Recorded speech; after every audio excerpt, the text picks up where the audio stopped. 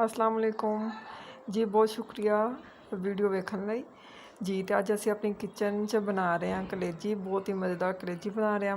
Video मुकम्मल वेखियो तो हम दसो तुहानू वीडियो किवें दी लगी। चलो जी बनाना शुरू करने। अल्लाह ताला दे बबरकत नाम दे नाल तो उम्मीद करांगे तुहानू हर वीडियो ज़रूर पसंद आएगी तो तुसां भी ज़रूर बनाओगे। ठीक है जी, शुरू करने अल्लाह ताला दे बबरकत नाम दे नाल। बना लगे कलेजी आ लई असी ਵੱਡੀ कलेजी ਲਈ ਹੋਈ ਅੱਧਾ किलो। ਇਹਦੇ ਨਾਲ ਅਸੀਂ 2 ਟਮਾਟਰ ਕੱਟ ਲਏ ਨੇ, ਲਸਣ ਨੇ, ਪਿਆਜ਼ ਇੱਕ ਤਾਂ ਵੱਡਾ ਲਿਆ ਹੋਇਆ ਤੇ ਸਬਜ਼ ਮਿਰਚਾਂ ਲਈਆਂ ਹੋਈਆਂ ਨੇ। ਠੀਕ ਹੈ ਜੀ, ਅੱਜ ਅਸੀਂ ਬਹੁਤ ਮਜ਼ੇਦਾਰ ਬਣਾ ਰਹੇ ਹਾਂ ਕਲੇਜੀ। ਇਹਦੇ ਲਈ ਅਸੀਂ ਪ੍ਰੈਸ਼ਰ ਕੁੱਕਰ ਲੈ ਲਿਆ। ਹੁਣ ਇਹਦੇ 'ਚ ਅਸੀਂ ਬਿਸਮਿल्लाह रहमान रहीम ਪਾ ਦੀਆਂ ਜੇ ਕਲੇਜੀਆਂ।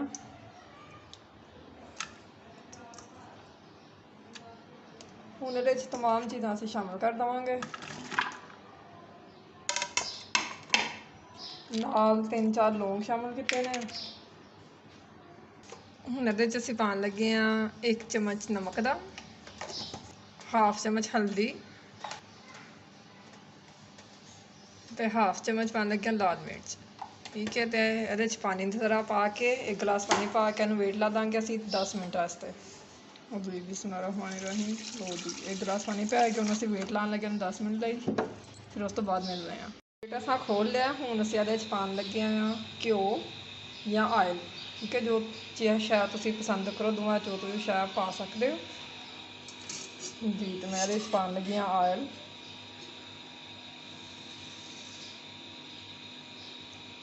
इहदा पानी सुकाउण वास्ते इहनूं असीं दोबारा रखण लगे हाँ चुल्हे ते। ठंडी होंदे तक असीं कुट लैंदे हाँ हांडी दी स्मैल खत्म करन वास्ते सुक्का धनिया। नाल पाने असीं दालचीनी ताकि गोश्त की वाहवा स्मैल होंदी है तो स्मैल जी खत्म हो सके। ठीक है, नाल इहदे च असीं 3-4 पा लांगे बादयान। 1-2 बादयान पा के इहनूं कुट लैना चंगी तरह तो इहनूं असीं पा देना भुनाई वक्त। ठीक है, ताकि जिहदे अंदर जिहदी बदबू है गोश्त की वो खत्म हो जाए। ठीक है, फदर हो गया। हुण इहनूं असीं विच पाउण लगे हाँ। ठीक है, इधर पानी भी सुकदा पिया। लो जी इहनूं विच पा छड़िया। इहदी असीं भुनाई कर लैनी चंगी तरह।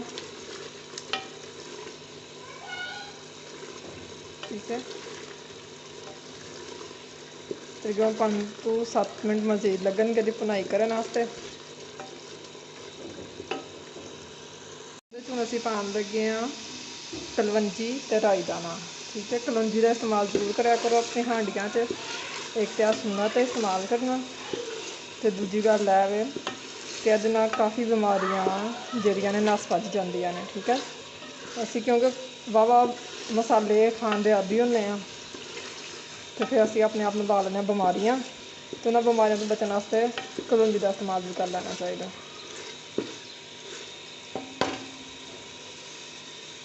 माशाअल्लाह हुण तो खुशबू वाहवा चंगी आन लग गई है। मज़ीद 2 मिनट लगणगे तो कलेजी साडी तैयार हो जाएगी।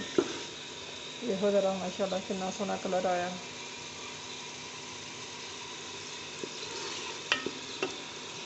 जी आ भुज कती गई जे तुसीं चाहो तो इहदे 2 घुट पानी पा के ते रस मसला करके भी तुसां खा सकते हो। ठीक है जी, नाल इहो जिहा बन गई ने रोटियां। ठीक है, तो सिर्फ 1 कप पानी पान लगे ताकि रस मसला हो जाए तो मसाले ना आराम से खाधी जाए। ठीक है, 2 बॉयल आने तो असीं कर देना चुल्हे नूं बंद।